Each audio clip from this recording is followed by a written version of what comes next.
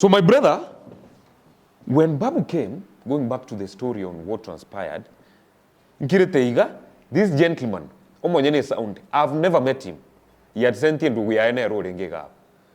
And we are Echate having a key, my brother me, or if we don't clear the money, the balance we 100,000, we are going to switch off the mic, the sound.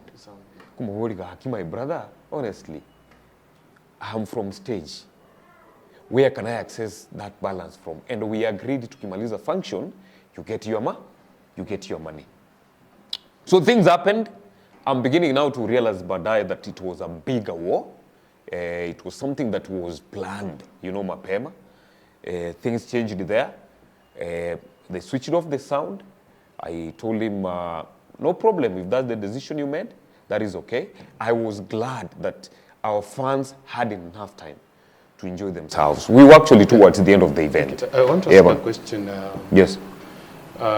There's a concern about can you tell us and you want now fans are going to get event here at the Sasaba Chabotuko. So at 2 a.m. the main reason why event here. Actually, that is the only reason. The only reason why the event ended, because we wanted to go till morning. The only reason it ended, it's because of that simple itch. Well, no, ekero ya penigo, nkirete, nkonyora. Babju was the first person to go online. Karike messaging nga stima, nga nangojea stima iwashwe, ndio ni perform.